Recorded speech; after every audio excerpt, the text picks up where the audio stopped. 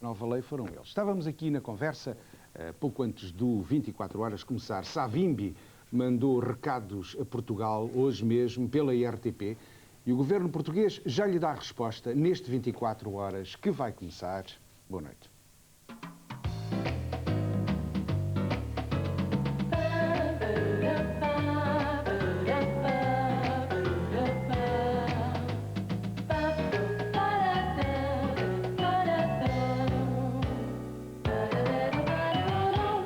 Savimbi mandou recados a Portugal hoje pela IRTP e o governo português acaba de lhe dar resposta.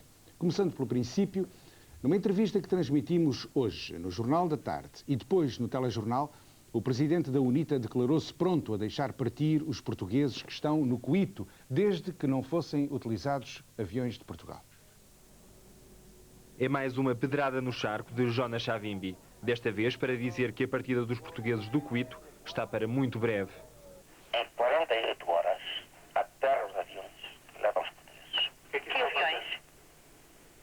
Aviões não portugueses.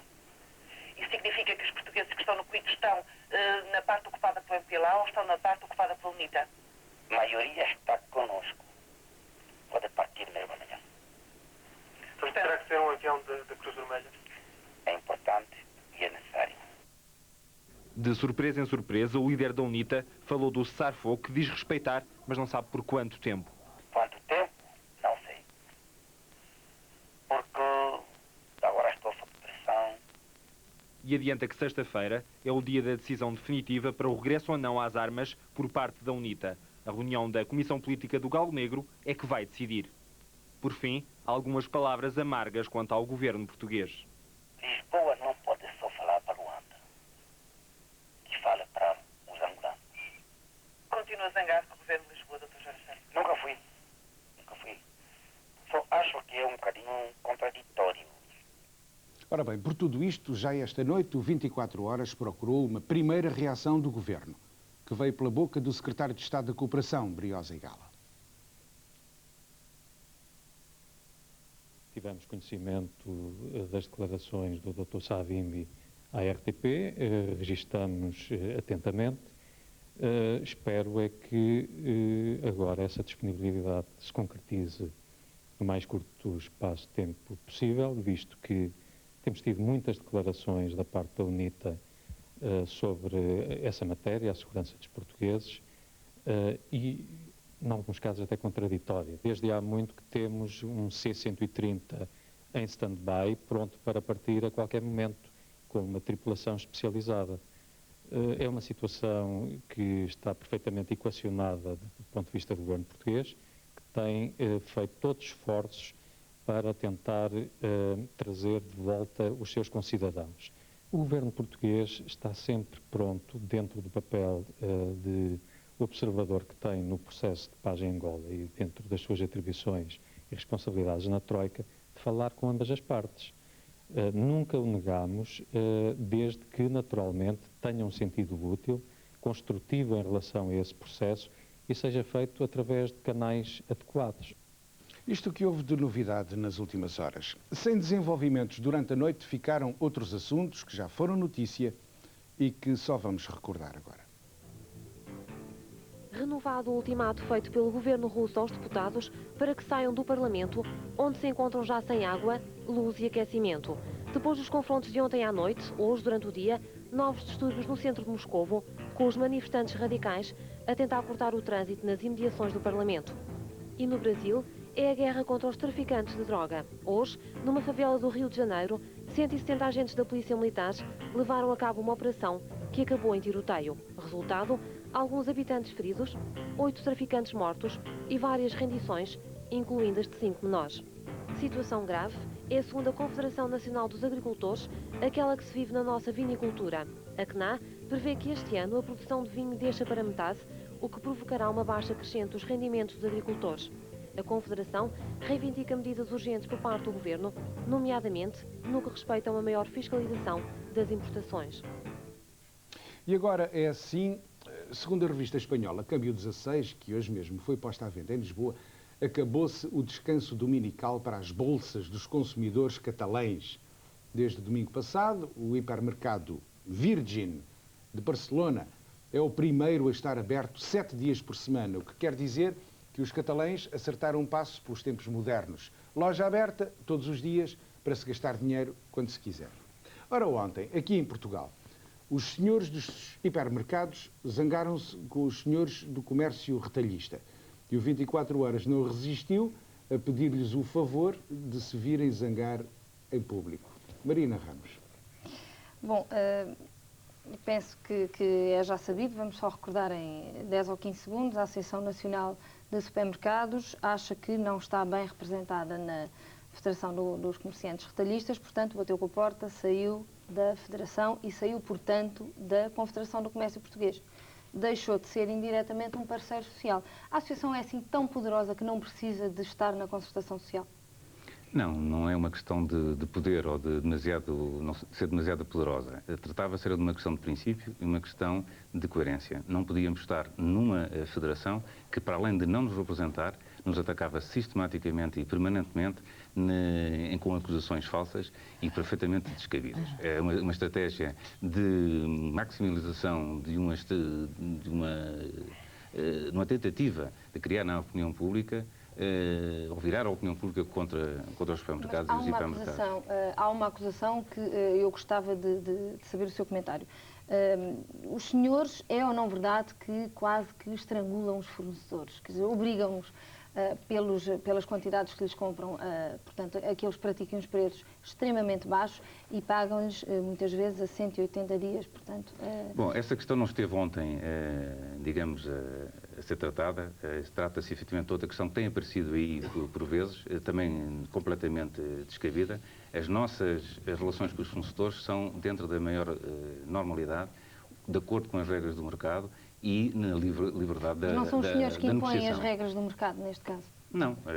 Digamos que a indústria tem também os seus poderes, nós temos os nossos, temos a nossa capacidade de negociação e, de maneira nenhuma, usamos-la para além daquilo que é razoável e daquilo que é legal. Portanto, não é concorrência desleal? De maneira nenhuma. Isso é também um termo que tem sido muito usado nos últimos tempos e é completamente descabido. Temos sido, de facto, acusados, inclusivamente pela Federação Retalhista, de concorrência desleal em alguns aspectos, que é completamente descabido. Já voltamos às acusações da Federação dos Retalhistas. Engenheiro Laje Raposo, os senhores justificaram ou comentaram a saída da Associação Nacional de Supermercados como que, enfim, é apenas uma associação em cerca de 100 que está na Federação, portanto, saiu uma, ficam as outras, o trabalho, enfim, corre com normalidade. Não lhe parece que não é apenas uma associação qualquer e que esta é uma associação com bastante peso e bastante importância na Federação e os 1000 contos que esta associação lhes deixava anualmente para os cofres da Federação não fazem falta? Não, fazem com certeza, e a saída de uma associação é sempre uma situação muito lamentável. Particularmente é uma situação lamentável porque há dentro das estruturas económicas conflitos de interesses.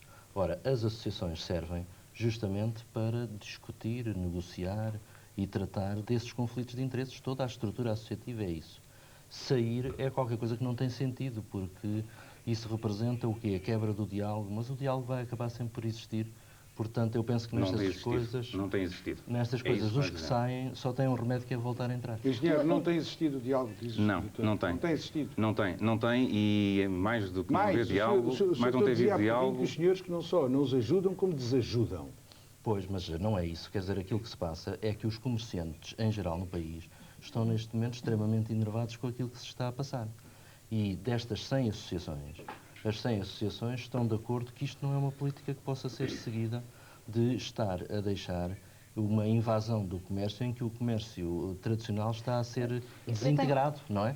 Então é isto que se reage e naturalmente que essa formação da opinião dentro da Federação, como estrutura democrática que é, leva a esta situação. Se a ANS se sente numa situação de isolamento dentro da Federação, é extremamente lamentável, mas é o jogo das maiorias. A Federação devia tentar criar situações de diálogo e nunca criou. Nunca criou. Engenheiro, responda a isto, faz favor. Não, aquilo que se passa é de que nós temos as nossas reuniões na qual se faz a discussão dos pontos de vista e das maiorias. Diz que não se discute nada. Sim, nós temos muitas reuniões em que isso se passa. Agora, naturalmente, que neste aspecto, em que os comerciantes em geral sentem o problema desta maneira, Pois, nessa situação, a ANS fica isolada. Sr. Engenheiro, a questão de... Desculpa, Marina, mas a questão de fundo está por responder. Não há diálogo, diz o doutor. Os senhores não dialogam. Estes senhores sentiram-se ostracizados, sentiram-se postos de lado. Carlos Picoeiro, desculpe, mais do que isso, sentimos ofendidos e atacados com as maiores acusações e as mais torpes falsidades. Ó, Sr. Engenheiro, ofendidos, ultrajados, torpes... Pois não é verdade. Defender, pois isto não é verdade. Quer dizer, os problemas que se põem são os problemas, um dos que tem vindo muito ao de cima, que é o problema do domingo. Os comerciantes tradicionais não podem estar abertos 7 dias por semana. Se alguns podem estar abertos, o problema é um problema que se considera de concorrência desleal. Uns podem, de maneira nenhuma. Uns podem, outros não podem. De maneira o nenhuma. Outro problema que existe é de que não há contratação coletiva de trabalho porque foi suspensa por parte dos supermercados. Então, os comerciantes tradicionais têm de cumprir o contrato coletivo de trabalho, os supermercados não têm. Então, quer dizer, há aqui não é verdade. uma série de situações. Os supermercados têm uma contratação coletiva e até agora sempre cumpriram todos os contratos coletivos regionais e neste momento está a negociar a nossa associação o contrato vertical horizontal nacional. Portanto, é uma questão falsa, como eu disse. E em relação aos domingos, devo dizer que a lei permite perfeitamente a abertura aos domingos e, portanto, não é uma contrato concorrência coletivo de trabalho há 7 anos. E não chegam a parte nenhuma, porque não há acordo possível. Não é verdade, 7 anos, é mais uma falsidade. Estamos a negociar há um ano. Senhor Engenheiro, não é verdade. Trabalho sábio há 3 anos que saíram da tem participado das negociações. Há uma questão de domingo, do facto de estarem os hipermercados abertos ao domingo, que eu não gostava de deixar passar sem colocar, que é o seguinte. Não lhe parece que ao exigir ou ao querer que os hipermercados encerrem, que todo o comércio encerra ao domingo, os senhores não acham que estão a penalizar os consumidores que não têm culpa nenhuma das guerras e dos problemas que se estão a passar no comércio? Quer dizer, não podiam ter aproveitado todas estas décadas para se prepararem, para se modernizarem, para fazerem agora face à grande expansão dos hipermercados e agora, em vez de estarem os consumidores a pagarem... O abrir ao domingo não tem nada a ver com isso, porque... Os consumidores querem a loja aberta ao domingo. Mas se os consumidores quiserem isso aberto e quiserem, naturalmente, os bancos abertos e mais os serviços públicos abertos e mais tudo quanto há aberto, aquilo que se passa é que todos nós passamos a ter a vida de não ter domingo. Quer dizer, é uma sociedade em que ninguém se encontra em parte nenhuma. Portanto, e é isso que é um princípio de completa destruição de uma ambiência social. Gostaríamos de rebater. É que a Federação arma-se em defensor, de facto, da família e do domingo, como se fosse, de facto, uma questão imutável. Os consumidores portugueses, por variedíssimas vezes, demonstraram categoricamente que querem ter os estabelecimentos abertos nas horas que lhes convêm. Um estudo feito recentemente demonstrou que 80% dos portugueses querem ter os supermercados e hipermercados abertos ao domingo e 60% querem até que o outro comércio também esteja aberto ao domingo. O estudo da Marco Teste quer que os centros comerciais continuem abertos ao domingo. Pessoas, como é que nós querem trabalhar ao domingo? Porque se perguntarmos a cada uma delas se quer que o outro trabalhe ao domingo, a pessoa diz, eu quero que o outro trabalhe ao domingo, mas eu não quero trabalhar ao domingo. Isto é um problema de organização social, não é um problema de ir perguntar a cada um, dizer, quero o serviço público aberto ao domingo? Quero. Quero a Caixa de Previdência aberta ao domingo? Quero. Quero o não sei o que aberto ao domingo? Quero.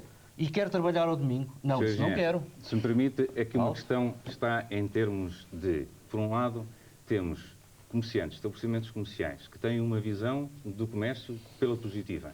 Reagem perante a concorrência, respeitam-na, zelam pelos interesses do consumidor e tentam ir ao encontro das suas necessidades. Do outro lado, temos os comerciantes, os estabelecimentos comerciais, independentemente de serem pequenos, serem grandes, serem médios. Não é uma questão de dimensão, é uma questão de mentalidade. Querem o proteccionismo, querem a regulamentação de tudo, querem que os outros resolvam os seus problemas, o Governo e outras entidades, querem que... Pronto, meus senhores, já percebemos porque é que os senhores se zangaram. Muito obrigado por terem vindo. No tempo dos meus pais, dizia-se pouco e abialhar, enfim, para a velhice. Mas houve muita gente que não conseguiu gastar pouco e amealhar para a velhice, ou que não pôde fazer isso, e que hoje ocupa as camas dos hospitais, porque as famílias não os recebem, não os querem, ou não têm dinheiro sequer para os mandar para um lar. E eles, os velhos, vão acabar os dias longe de casa, longe das suas fotografias. Vejam esta reportagem de 24 horas. Eu gostava de mais estar em casa. Passaram uma vida inteira a trabalhar, a cuidar dos filhos e quando chegam a velhos muitas vezes nem lhes resta aos netos. Muitas são as pessoas idosas que vivem complicados dramas pessoais. Depois da reforma vem para muitos mais do que o desejável a tristeza, os bancos de jardins e as camas dos hospitais. Se em alguns casos existe de facto a necessidade imperiosa de internamento por longo período, outros há que ficam no hospital porque depois da alta ninguém os quer ou não têm quem nem para onde ir. Ando bem, estou bem. É não poder andar para a casa de banho, é não poder ter a argália, é o único problema que eu tenho, que eles não me querem em casa. Este senhor vivia numa residencial que agora não o aceita. A esposa continua lá. Ele, há 2 meses que teve alta, agora tem que ficar no hospital porque não tem para onde ir. Casos como o deste senhor há às dezenas. Só que os hospitais precisam das camas. Então a assistência social empurra os doentes para casas de repouso, onde há tratamento médico. Que não andava aqui fazer esse tratamento, só fazia esse tratamento do meu marido. Depois para aqui. Aqui há muitos dramas que se multiplicam. Idosos com um estado de saúde perfeitamente normal estão misturados com doentes crónicos, alguns em estado terminal. Mas os idosos parecem não se importar muito. Muitos acabam por aceitar estas casas como a sua própria casa. De resto, a solução casa de repouso parece ser a única possível. Os hospitais bem tentam resolver a situação ao nível da família, só que esta não tem condições nem físicas nem materiais para ter os seus familiares mais velhos em casa. Não tenho condições para ter uma senhora como ela estava, no estado em que estava, porque a recuperação que tem tido é agora há 15 dias a coisa que está aqui. E a sua filha não poderia ficar com a mãe? Nada, absolutamente, pois ela trabalha. Eu, com uma reforma miserável que tenho, ainda tenho que, com a minha maneira de saber trabalhar, ainda tenho que fazer alguma coisa para ir podendo fazer uma vida normal, que não temos vida para isso, nem eu, nem a minha filha. Em cada caso, as razões são sempre as mesmas. Para casa ela não pode ir mesmo, porque não temos ninguém para tomar conta dela. E nem tem possibilidade de ter alguém a tomar conta dela? Nada, ninguém. Só somos as duas, não temos mais ninguém para tomar conta dela. Sai às 6 da manhã e entra às tantas da noite. É difícil, mas tem que ser melhor. A ausência da família, o isolamento, a solidão, as dificuldades económicas, doenças e dependência são os principais problemas que afetam a população idosa. Tudo pesado na mesma balança, a solidão acaba por ser o mais difícil de suportar. Os idosos o que mais desejam é deixar de estar sós. Ó, Sr. Paulo Mendes, o senhor, muito boa noite. O senhor que escreveu há muito poucos dias um artigo interessantíssimo no Jornal de Notícias, justamente sobre este caso da ocupação de camas de hospitais por gente que se calhar não deveria lá estar.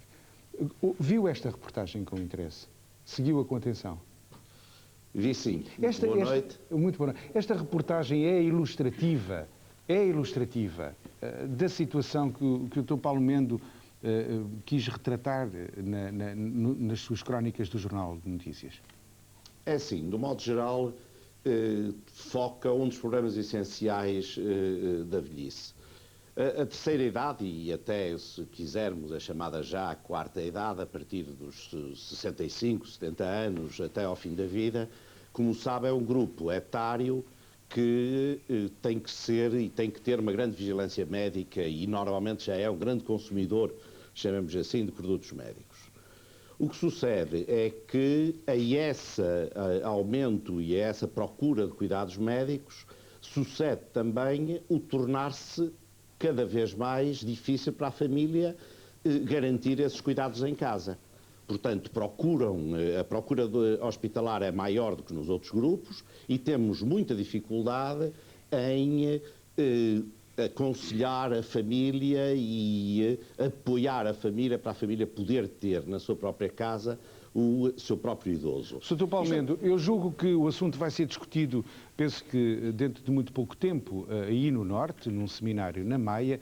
O que é que está preparado para ir dizer a esse seminário sobre a matéria? Bom, fundamentalmente o que me parece e o que é necessário nas sociedades modernas e especificamente na sociedade portuguesa é desenvolvermos uma política de apoio à família, em dois sentidos. Num sentido, primeiro, de proteção social, fazendo com que seja possível aos elementos da família acompanharem o seu idoso quando está doente, como, por exemplo, uma mãe pode acompanhar o seu filho. Doutor Palmendo, e os que não podem? E os que não podem, mesmo querendo? Isto são um dos volés, chamamos assim, uma das saídas, que tem que ser simultâneas com outras. A outra é o desenvolver nos hospitais a assistência domiciliária, que se faz imensamente lá fora e que já há bastantes tentativas cá em Portugal, mas que temos que desenvolver, e, por exemplo, no meu hospital, no Hospital Santo António, é uma das áreas que eu proponho para o meu hospital como um desenvolvimento fundamental. Não é o aumento de camas, é o aumento de apoio familiar, aquilo que se chama hospitalização domiciliária, que é perfeitamente possível e mais barata do que ter o idoso no hospital. E, finalmente, aproveitar e o desenvolver o grande serviço que prestam os lares de idosos. Agora, estes três áreas, apoio da família em casa, por proteção social que possa fazer a proteção ao seu idoso. Desenvolvimento nos hospitais de serviços domiciliários que levem à hospitalização domiciliária. E desenvolvimento de uma área dos lares e dos lares protegidos, dos chamados lares de cuidados continuados, são as três áreas de desenvolvimento que é preciso desenvolver numa sociedade moderna. Pronto, e para terminar é assim, é preciso desenvolver, diz-me o Sr. Dr. Paulo Mendes. Exato. A minha pergunta é possível desenvolver? Desculpe? Diz-me que tem que ser desenvolvido. Tem que ser a minha desenvolvido. pergunta é possível desenvolver? É possível desenvolver. Há dinheiro para isso? E além de ser possível desenvolver, está a desenvolver-se. Os lares de idosos há cada vez mais. Eu não tenho, em relação ao Hospital, por exemplo, de Santo António, tenho problemas humanos graves, mas estes problemas não são estatisticamente muito numerosos. São graves, cada um deles é um assunto extremamente preocupante, mas não podemos dizer que os hospitais têm 10 ou 15% de camas ocupadas com estes casos. Mas se não é tão grave, eu já disse que terminava há bocado, mas não resisto, mas se não é tão grave, porquê é que o Sr. Doutor estava tão preocupado quando escreveu a sua série de artigos no Jornal de Notícias? Cada caso destes é um caso humano que obrigatoriamente tem que ter uma solução humana. É perfeitamente inadmissível que uma família portuguesa com um idoso com, por exemplo, 90 anos, numa situação terminal que não temos, do ponto de vista médico, nada a fazer, em vez de, naturalmente, passar os últimos dias e as últimas semanas junto da sua família, com o carinho da sua família e tratado com os cuidados continuados da sua doença, é completamente desumano, inadmissível que este velho seja posto no hospital e que aí morra longe da família.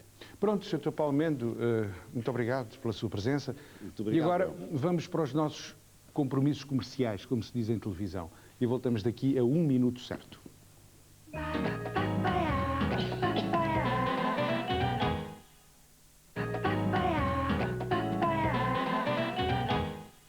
Boa noite, Carlos Avilés. Eu estou a falar com o diretor do Teatro Nacional da Ana Maria II?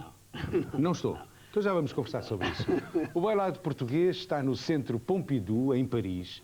Uma quinzena do melhor da nossa coreografia, estreada ontem, a que não podíamos faltar.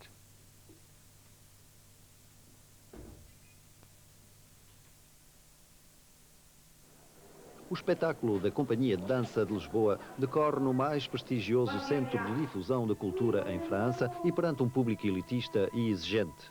Cenas de Caça é o resultado de 4 meses de atividade e do encontro entre Olga Roriz e os seus bailarinos.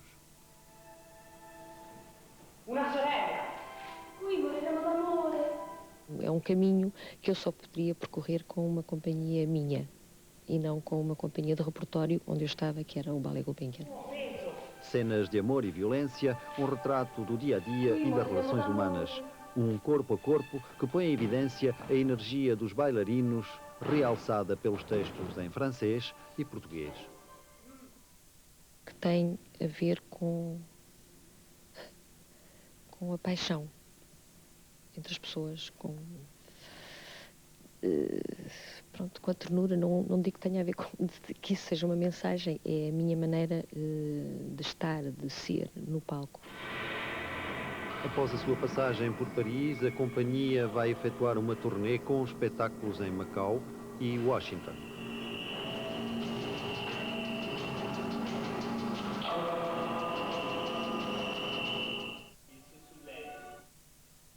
Un libéré, l'autre est pris. La musique s'en va au long des bras, elle monte jusqu'aux épaules et embrasse le corps qui est couché. Une butte roulait sur le dos, sans filet. There's a bar where the boys have stopped partying. They've been sentenced to death.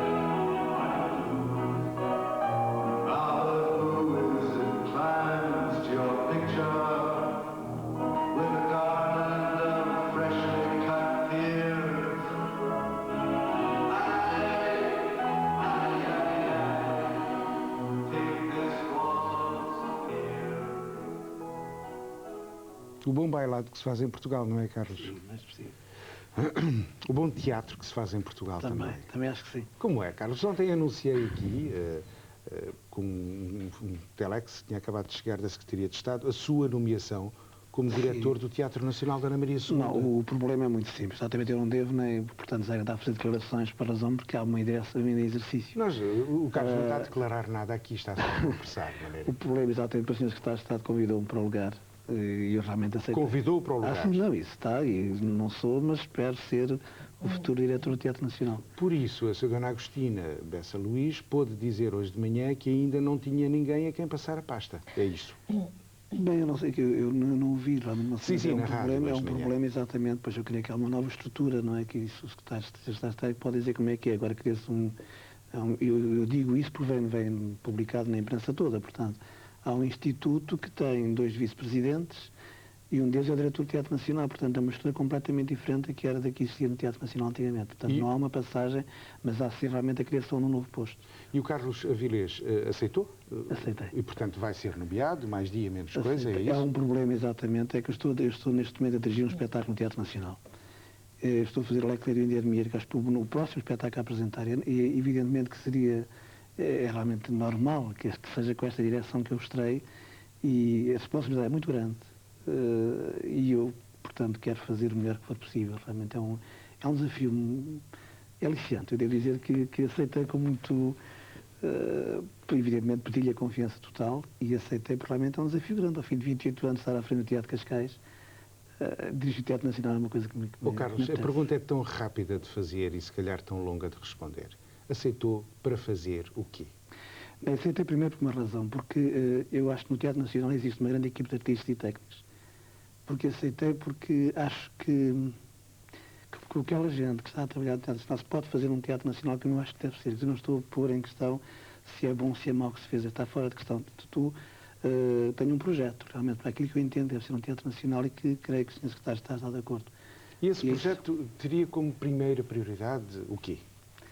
Uma companhia a funcionar com repertório, os atores que estão a trabalharem com entusiasmo, como aliás têm, uma programação, datas certas, e realmente nós fazemos em Portugal, isso é importante dizer, nós fazemos em Portugal teatro ao nível europeu, quer dizer, não há, eu vejo, claro que há sempre teatro bom e teatro mau também nos estrangeiros, mas nós fazemos teatro de grande qualidade, nós temos grandes atores e grandes atrizes, é necessário divulgar, é necessário acreditar nelas, e realmente é isso que eu penso que é importante fazer. Carlos, você aceitaria, por exemplo, coordenar o seu elenco com o Teatro Nacional de São João do Porto? Com certeza, mas isso é um problema que estará, logicamente, claro que foi um convite, as coisas estão a ser tratadas com o Secretário de Estado. Agora mas aceitaria, se isso lhe fosse proposto? Com certeza, evidentemente. Eu acho que o Teatro Nacional e o Teatro... Porque há um instituto, isto vem na imprensa, que tem realmente o Teatro Nacional e o Teatro São João do Porto. Portanto, é natural que haja uma colaboração. Falou-se de dinheiros quando o Sr. Secretário de Estado Não, eu não tenho que ver com esse aspecto. Eu sou o diretor do Teatro Nacional para, evidentemente, ter uma programação, organizar uma programação para, portanto, criar um projeto para o Teatro Nacional, mas exatamente há um instituto que tem o presidente, que também já se sabe que é o Sr. António Xavier, e ele realmente é que traz a gestão do teatro.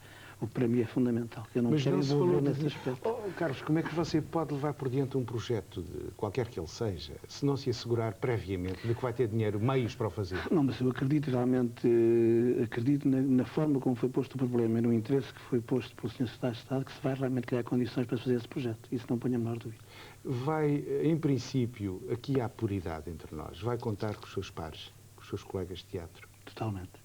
Tem certeza disso? Absolutamente. Está Aliás, eu tranquilo? devo dizer-lhe que falava-se exatamente, eu não sabia ainda nada, falava-se no meu nome e tive, portanto, eu posso divulgar, não é problema nenhum, que um dos elementos da Comissão de Trabalhadores do Teatro Nacional veio ter comigo a dizer, provavelmente, se o meu nome fosse aceito, que seria bem aceito por eles. Portanto, isso pesou um bocado na minha decisão. E sinto na forma como estou a trabalhar com eles que realmente corre bem e que, pronto, que é possível fazer. E é normal, sou um homem de teatro, tenho uma experiência de companhia e tenho uma relação boa com os meus colegas, sempre tive uma relação boa com os meus colegas. Portanto, estamos a trabalhar todos para o mesmo, é um projeto coletivo, não é um projeto individual. Carlos, muito obrigado. Fico para a conversa que vamos ter agora a seguir com um senhor que escreve livros, que livros que são lidos, e esse senhor que escreve livros diz que não escreve, senhor, que não é escritor. E diz mais, diz que só tem os livros cá fora porque as editoras os publicaram, porque, quanto a ele diz, eu não escrevo mal, mas só tenho livros cá fora porque as editoras me publicam. Pedro? As editoras não, a editora. A editora, pior um pouco. Me editou, sim. Sr. Dr. Pedro Paixão, muito boa noite, seja bem-vindo. Entrego nas mãos da minha querida amiga e escritora também, a senhora Dona Teresa Horta. Oh Pedro, uma das primeiras características, digamos, da tua escrita é a oralidade, ou seja, escreve como quem fala. Teresa, posso interromper? É assim, volto para a sala, não vou arrumar nada. Talvez a Dona Alda, que dia é hoje? Terça-feira? Não sei se vem. Sento-me à mesa e ligo o computador, o monitor e a impressora. Pouco depois aparece no ecrã o eterno e estúpido bom dia e logo depois o menu. Abro a agenda. Nada que não possa esperar. Abro o processador de texto e escrevo. Estão a matar-me por dentro. Reescrevo, não sei como dizer. O que eu sinto é que eles estão dentro de mim a dar cabo de mim. É a oralidade. Exatamente, oralidade. Ou seja, o Pedro Paixão escreve como quem fala, como quem sente, como quem não elabora nada, apesar de ele dizer que não é escritor, escreve. Aquilo que eu queria saber era se tudo isto é um modo de estar, é um modo de escrever, ou é ainda um jogo de sedução do escritor com aquele que lê, com o outro. Pergunta difícil. Podia-me fazer a pergunta um bocadinho mais fácil, muito difícil para mim, um bocadinho mais fácil. Não é nada muito difícil, porque já fizemos uma longa entrevista e o Pedro diz isso sempre e depois responde sempre como quem escreve os seus livros. Importa-se repetir a pergunta, se faz favor. Você escreve como quem fala. Diz as coisas... Diz as coisas como quem sente. Você diz, eu não sou escritor, mas escreve. Sim. Quando eu digo que eu não sou escritor, isso é uma coisa já está já estou mais cansado de responder a essa pergunta. E quando eu digo que eu não sou escritor é por várias razões. Primeiro, que uma pessoa escrever 2 ou 3 livros não faz a pessoa ser um escritor. Às vezes só um livro faz. A minha ideia de um escritor é qualquer coisa mais do que isso. E depois, mas isso é mais importante, é que eu tenho uma noção um pouco imprecisa, porque eu não sou crítico. Eu, quando estou a ler os meus livros, não estou a ler como crítico literário. Mas a minha impressão, ou a ideia que eu tenho do que é a literatura, não é aquilo que eu faço. Aquilo que eu faço é uma análise ou uma apresentação da vida segundo o meu ponto de vista. E eu tenho a ideia do que a literatura, aquilo que eu concebo como literatura, um romance do Thomas Mann, um romance do Proust, é uma coisa completamente diferente. Eu não sei bem o que é. Bom, se acham que é literatura, isso que eu sou um escritor, muito bem, eu aceito. Também me chamam publicitário, eu trabalho numa empresa de publicidade, também sou professor de filosofia, porque dou aulas na universidade, portanto, são várias coisas, mas nenhuma delas me reconheço. Mas não me importa, não é ofensivo. Mas pelo contrário, chamarem-me escritor. Pedro, eu não lhe tinha perguntado se você era escritor. Eu tinha dito que você afirmava que não era. Aquilo que eu tinha perguntado... Agora já estou com menos resistência, já aparece nos jornais a dizer escritor Pedro Paixão, já estou a começar a habituar. Pronto, não, aquilo que eu lhe ia até no perguntar... papelinho hoje vinha Pedro Paixão, escritor, pronto. Deve ser escritor, se calhar. Pois você diz que acha isso, de vez em quando sente isso como estranho, quando olha para os livros. Isso é completamente estranho. Isso é completamente estranho. Continua a achar que é estranho olhar e ver o seu nome. Quase todas as noites leio, começo a ler um bocadinho dos meus livros e digo assim, é absolutamente impossível ter sido eu a escrever isto. Porquê? Porque é bom demais. Mas você diz também que às vezes acha que é péssimo. Péssimo as coisas que eu escrevo? Sim, não, já disse eu é que sou isso. péssimo. As coisas que eu escrevo não são péssimas. Nunca são? As publicadas não. O meu editor tem o cuidado das coisas péssimas, não deixa passar. Quer dizer, você chega a entregar coisas péssimas. Claro, ele escolhe muitas vezes os textos que saem, escolhe os títulos, corrige o português, porque eu faço muitos erros em português. Mas, Pedro, aquilo que eu tinha perguntado inicialmente é se essa é uma sedução. Escrever como quem... É que eu não gosto da palavra sedução, não me arranjo outra palavra. É realmente isso que eu acho, é um jogo com o outro, é um jogo, espero jogo, assim. Também não gosto da palavra jogo. Bom, isso é um bocado complicado às vezes para entrarmos aqui num diálogo. Não gosto da palavra jogo, não gosto da palavra sedução. Não. Então, digamos, se você faz isso acontece... Eu não gosto da palavra sedução, porque a palavra sedução parece uma palavra um pouco demoníaca, fácil. É demasiado fácil seduzir. Eu talvez seduza, mas sem querer. Eu não gostaria de seduzir. Não gosto de seduzir. Você escreve então porquê? Sabe-se lá porque é que se escreve. Não se tem nada para fazer naquela altura, uma coisa assim parecida. Eu não preciso de escrever. Não. Deve haver pessoas que precisam de escrever todos os dias, não ficam mal dispostas. Eu não. O que eu preciso, por exemplo, é tocar piano. O que eu preciso é tocar piano todos os dias. Isso sim. Se faz muito bem. Agora, escrever, não. Quando escreve, será... Escrevo com muito sofrimento, dói-me muito. Preferia não escrever. Pois você já me disse que chegou a escrever textos da vida de adulto em que você chorava. Mas eram curtos, pois. Mas... Você diz, felizmente, que eram 15 minutos, não é? Mas, Pedro, aquilo que eu gostava também de saber era se, portanto, vamos lá se eu arranjo outra maneira de fazer essa pergunta, se você, quando escreve, é realmente assim? Portanto, se você escreve sem elaborar nada, portanto, se é assim, aquilo que a gente lê exatamente, não. Ou se isso é uma elaboração da realidade? Assim. É talvez bom, seria talvez um ideal. É absolutamente impossível descrever a realidade. É impossível de descrever a realidade. É absolutamente impossível de eu descrever a minha vida. O que eu faço é encontrar um ponto de vista e a partir dele, que é o meu, e a partir dele analisar a vida tal como ela me aparece, tal como ela me rodeia. Com o mínimo de imaginação, porque quando começo a imaginar, aquilo começa a correr mal. Pedro, deixa-me entrar.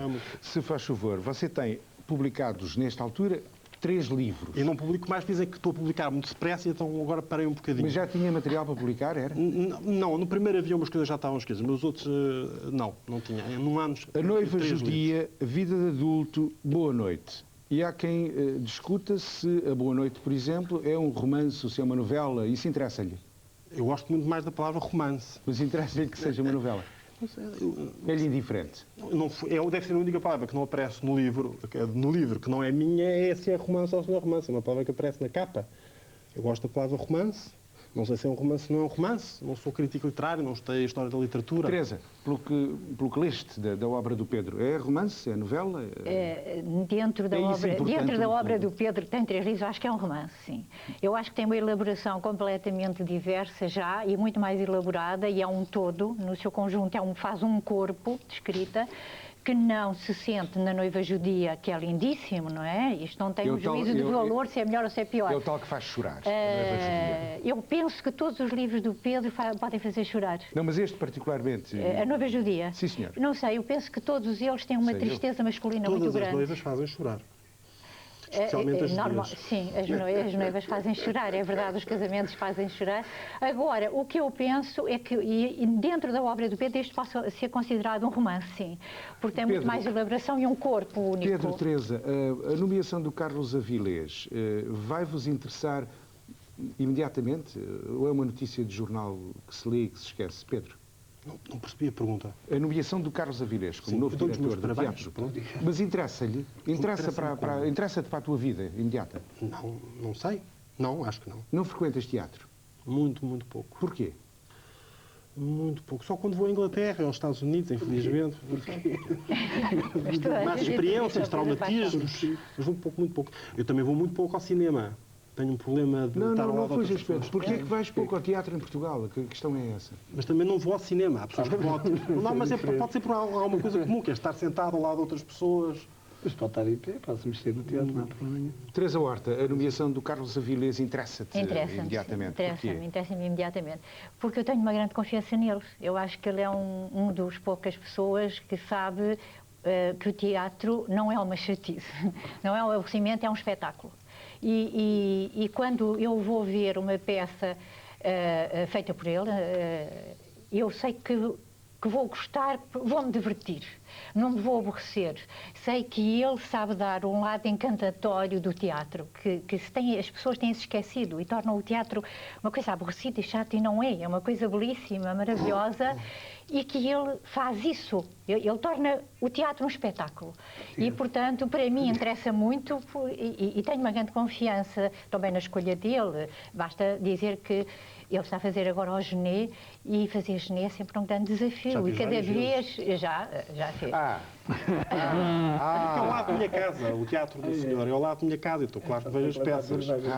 E este ano, agora estava a esquecer que este ano vi uma grande peça, que é Os Homens, escrita pelo Sr. Biel Esteves Cardoso, que eu achei uma peça extraordinária, brilhante, genial. Carlos viu? Não vi. Por uma razão simples, mas é porque nós trabalhamos todos nos mesmos dias, não é? Descansamos todos nos mesmos dias. É difícil. E realmente, mas tenho pena e gostava de ter visto. Aliás, e da obra do Pedro Paixão, Carlos, conhece alguns dos livros? Ficou com apetite para conhecer depois desta conversa? Oxalá que... Amanhã, oxalá que amanhã se esgotem todos os livros. É por isso que eu estou cá. Oh, Pedro! É assim, Pedro. Pois, meus amigos, muito obrigado. Daqui a umas horas vão sair os jornais e que bom é ter um jornal fresco nas mãos. Dias Loureiro quer deixar o governo já na próxima remodelação. É a manchete do Público esta quinta-feira. O Diário de Notícias dedica a sua primeira página ao Partido Trabalhista Britânico, onde os sindicatos já não dominam. Temos os melhores legumes da Europa, uma conclusão que faz as gordas do Correio da Manhã. Para o dia, o destaque vai para os portugueses do Cuito, que ameaçam sair a pé em direção a Luanda. No norte, o comércio do Porto alerta, Portugal ainda marginaliza os tomizados. Por seu turno, o Jornal de Notícias anuncia que o FMI está otimista porque a recuperação económica já começou. O Pedro Paixão, eu não resisto, isto estava mesmo para acabar, mas o Pedro disse agora qualquer coisa como... O Hegel comprava os jornais... O Hegel, o filósofo alemão, comprava os jornais a hóstias, a hóstia que se tomava diariamente. Portanto, uma coisa... E o Proust comprava os jornais aos pãezinhos que vinham de manhã com o leite. Portanto, um alimento diário. Não tem muita graça. E agora acabou-se. Minhas senhoras, meus senhores, até amanhã. Boa noite.